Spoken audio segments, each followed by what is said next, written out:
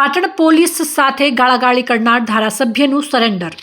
પાટણની હેમચંદ્રાચાર્ય ઉત્તર ગુજરાત યુનિવર્સિટીમાં રજૂઆત કરવા માટે ગયેલા પાટણ ધારાસભ્ય કિરીટ પટેલ સહિતના લોકો અને પોલીસ તેમજ યુનિવર્સિટીના અધિકારી વચ્ચે થયેલા ઘર્ષણ મામલે થયેલી ફરિયાદ અંગે કોર્ટમાં જામીન અરજી પાછી ધકેલાતા પાટણના કોંગી ધારાસભ્ય સહિત 22 લોકો વહેલી સવારે પોલીસ મથકે હાજર થયા છે, જેમની જામીન અરજી પર આજે બપોર પછી સુનાવણી છે।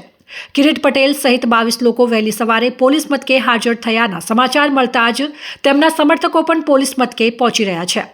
દારૂ મામલે રજૂઆત કરવા જતા થયેલા ઘર્ષણ અંગે ધારાસભ્ય કિરીટ પટેલ સહિત 22 લોકોની સોમવારે કોર્ટમાં આગોતરા જામીન અરજીની કાર્યવાહી સમયે સરકારી વકીલ દ્વારા આ કેસમાં અગત્યની માહિતી મેળવવાની હોવાથી મંગળવારની મુદ્દત માંગવામાં આવતા કોર્ટે મંગળવારની તારીખ આપી હતી અને ફરીથી સુનાવણી હાથ ધરવામાં આવી હતી, જેમાં સરકારી વકીલને સમય માંગતા ફરી 26 ડિસેમ્બર ગુરુવારે મુદ્દત પડી હતી।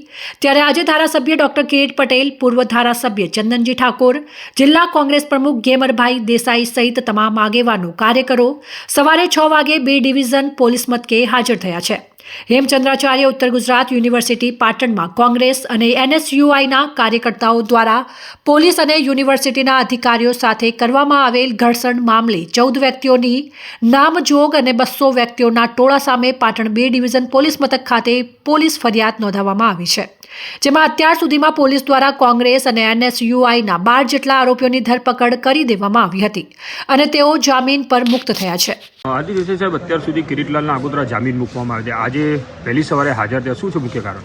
આમાં એવું છે કે પાટણના ધારાસભ્ય કિરીટભાઈ, સિદ્ધપુરના પૂર્વ ધારાસભ્ય ચંદનજીભાઈ, કોંગ્રેસના આગેવાન ગેમરભાઈ, એમને પાટણ ડિસ્ટ્રિક્ટ કોર્ટમાં આગોતરા જામીન અરજી દાખલ કરેલી, જેની સુનાવણી 24 તારીખે રાખવામાં આવેલી હતી અને જે સુનાવણી આરોપી તરફે પૂર્ણ થયેલી અને સરકાર એમાં મુદત માગતા સરકારે એવી ખાતરી આપેલી કે ભાઈ જો આ આરોપીને અમે ધરપકડ કરીશું અથવા તો તેઓ હાજર થશે તો અર્નેશ કુમારના જજમેન્ટ મુજબનું અમે ફોલો કરીશું।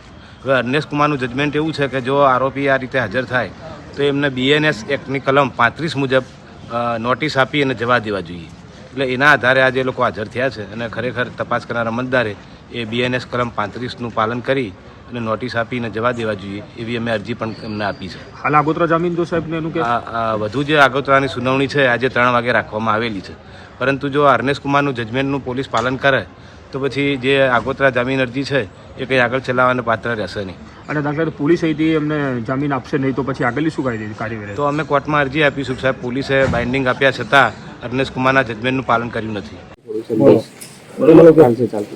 સાહેબ આજે વહેલી સવારે પાટણના ધારાસભ્ય શ્રી NSUના કાર્યકર્તા હાજર થયા છે, શું કાયદેસરની કાર્યવાહી હાલ કરવામાં આવી? હેમચંદ્રાચાર્ય ઉત્તર ગુજરાત યુનિવર્સિટી ખાતે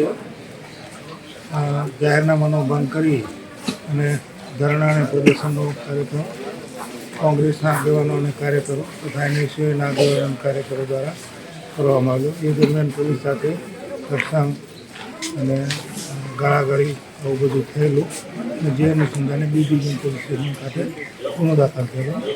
આમાં આ અગાઉ કુલ 12 આરોપીઓની ધરપકડ કરવામાં આવી છે અને આજરોજ પાટણના ધારાસભ્ય શ્રી કિરીટભાઈ પટેલ, સિદ્ધપુરના પૂર્વ ધારાસભ્ય શ્રી ચંદનજી ઠાકોર અને કોંગ્રેસના જિલ્લા પ્રમુખ ગેમરભાઈ દેસાઈ કુલ 21 આરોપીઓ સાથે પોલીસ સ્ટેશન ખાતે હાજર હતા તેમની ધરપકડ કરવામાં આવી છે અને આગળની તપાસની કાર્યવાહી ચાલુમાં છે। શું sir Patan B division police સ્ટેશનમાં તેમને જામીન મળશે કે નહીં? અમારી તપાસનું જે કંઈ જરૂરિયાત હશે એ મુજબ આગળની કાર્યવાહી કરવામાં આવશે। અત્યાર સુધી પોલીસ કેમ પકડી શકે નહીં આરોપીઓ?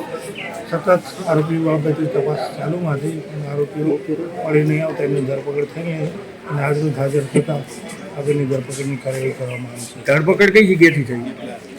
જાતે પોલીસ સ્ટેશન ખાતે હાજર થઈ છે।